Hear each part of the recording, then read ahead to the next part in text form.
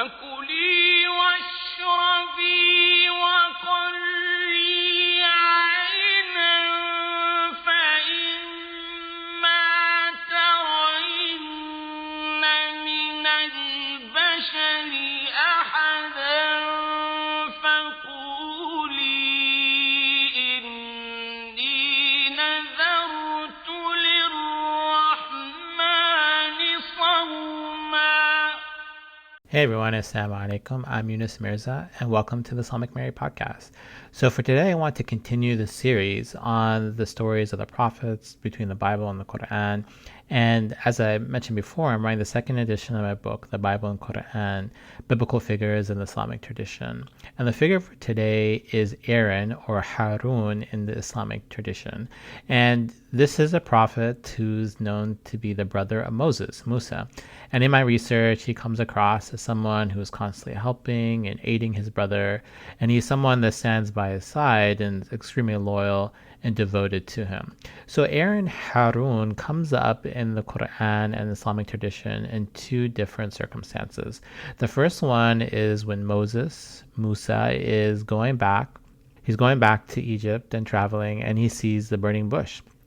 So he goes and he's attracted to the light, and then God begins to speak to him. And in this speech, he tells him that he has this mission. He has to go to Pharaoh and help and save the children of Israel.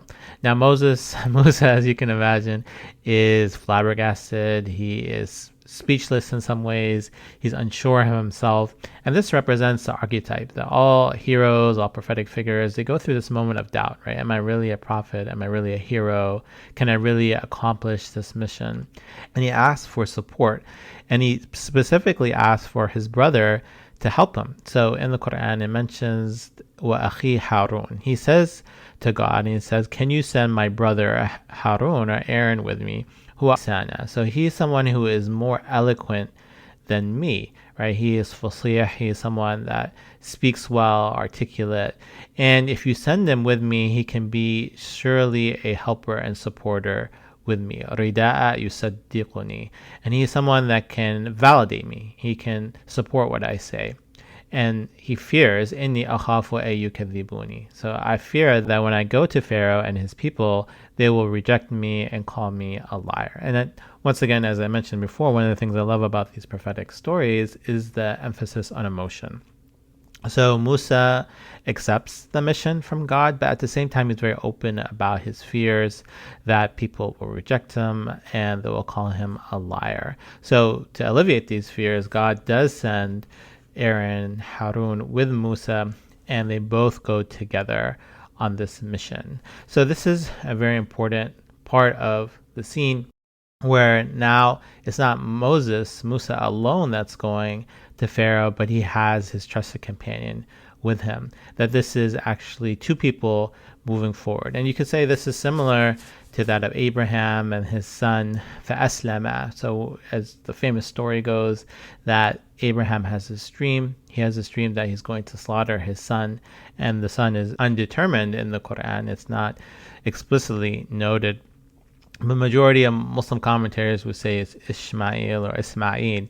And after he talks to his son and gets his buy-in, both of them do submission to God and continue on their path. So another scene that Aaron Harun appears is that after Moses saves the people of the children of Israel, that he now leaves Egypt and he goes to talk to God again. So he's now goes to a mountain, he speaks to God, and while he's away, his people build a golden calf. And this calf is unique because when the wind blows, it makes a sound that brays and makes it seem like it's alive.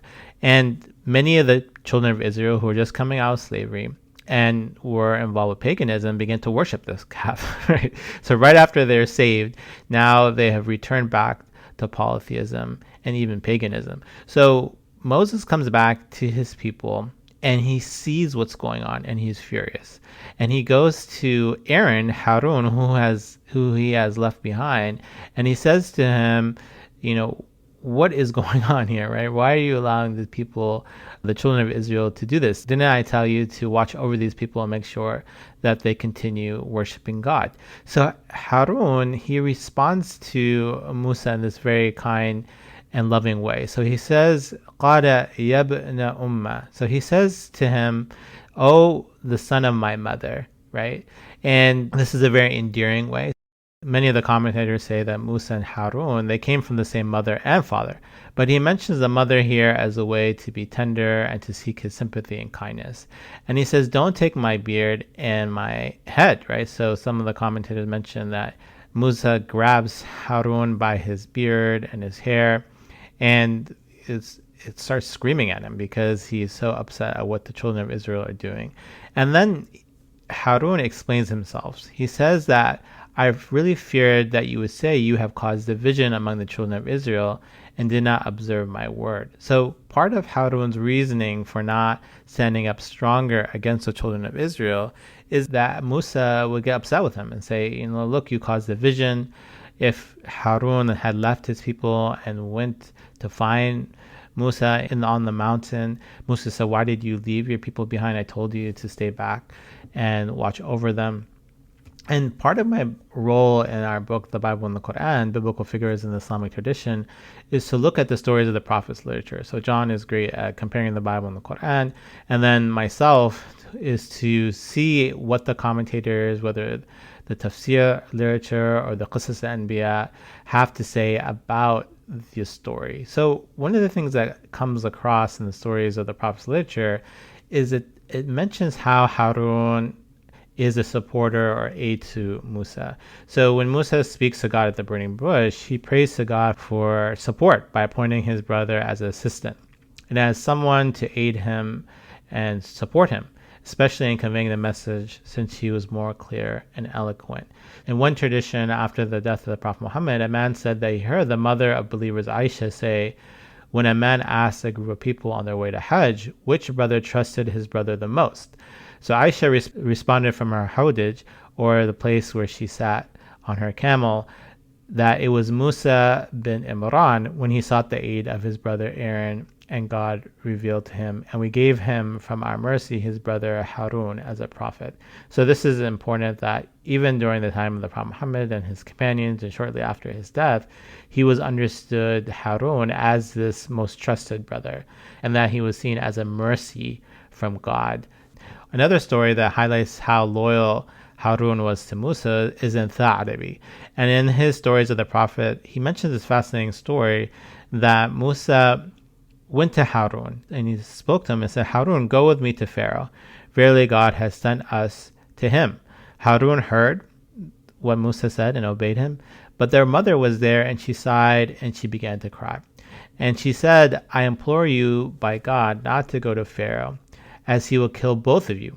However, Musa and Harun refused and continued on with the command of God. So this story demonstrates that the brothers were committed to the divine mission despite it being dangerous, and had the opposition of family members, such as their mother. But they felt compelled to do what God had commanded and do what is right.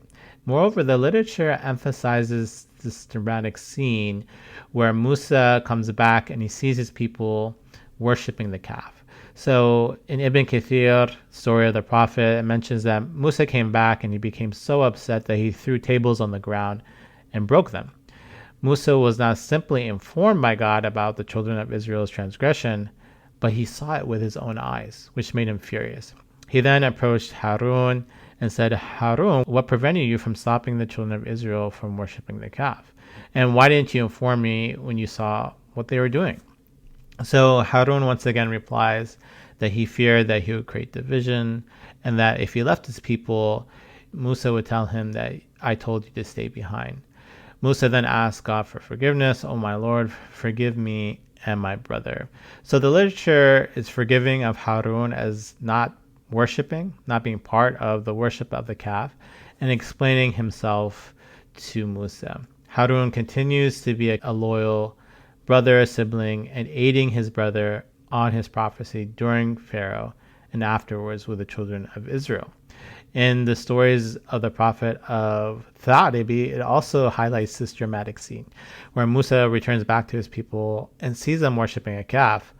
Musa then grabs the hair of Harun with his right hand and his beard with his left hand. Musa then exclaims, "When you realized they had gone astray, what prevented you, Harun, from coming after me? How could you disobey my orders?" Harun then began to speak to Musa by saying, "O son of my mother," as a way to seek his sympathy and kindness. Harun then asked Musa not to grab his head and beard and explained that he did not want to create division among the children of Israel. He feared that two groups or parties would develop which would fight one another and cause bloodshed. So Harun once again is seen as this person who is a supporter and aid to Musa, whether it's in terms of going to challenge Pharaoh and his circle, and then later when the children of Israel are saved and they begin to go astray, Harun continues to stand with his brother. In conclusion, we see that the brother and the prophet of Aaron, Harun, is one of a helper. He's constantly aiding Musa. He is someone that Musa asked for, right? Musa was given this task. He's unsure. He is insecure. He talks about his own fears of people telling him that he's a liar. So he asks God for Aaron's help, and Aaron continues to help him despite opposition. And I think this speaks to a larger concept or idea within the Islamic tradition of the idea of brotherhood, of ukhuwah. So there is this concept that the believers are brothers, and there's this, even in modern Muslim societies, you have people talking about my brother or my sister in faith. So here we have this idea of a sibling and how siblings are important, how they support one another. Of course, within the Biblical and Qur'anic tradition, you have discussion of parents. So Abraham talking to his son, Abraham challenging his father, Noah imploring his son to enter into the ark. We also have that of Cain and Abel, the siblings fighting one another and one actually even killing the other. But here we see two siblings who are working together on the path of God. And yes, they face various challenges, whether that be with Pharaoh or that of the children of Israel, but they continue on their path together and they continue to worship God. And we also see this important aspect of worship and solidarity. So Harun accepts this mission to go with Musa to Pharaoh and to challenge the tyrannical structures of his time. But even afterwards, right, the children of Israel go astray. They begin to worship the calf. They return back to their paganism and polytheism. But Harun continues to stand with his brother in worshiping the one true God. So thanks once again for listening to the Islamic Mary podcast. You can order my book, The Islamic Mary, Maryam Through the Centuries. The book talks about Mary, but also many other figures within the biblical and the Quranic tradition. It talks about them within the Islamic tradition, but also compares and contrasts them within the Bible. You could subscribe to this podcast and on Apple, Spotify, and YouTube. I'm happy to see that there are more subscribers. And every week we are bringing new discussions, whether that be interviews, monologues, or reflections on particular prophetic and biblical and Quranic figures. You can encourage your friends, students, and colleagues to listen to this podcast. I have some friends who are teaching biblical and Quranic figures at various universities and have been using this podcast as a teaching resource. We're nearing 100 episodes of the Islamic Mary podcast, ranging from Quranic commentary to book talks to reflections. You can go through that library and see what interests you and share them with your friends. You can also review this podcast. People trust your reviews, and when they're looking for different content to listen to, the reviews make a difference and encourage them to tune in. And you can visit my website and join my newsletter. We'll be updated on the Islamic Mary book tour, as well as various research and blogs. Thanks once again, and take care.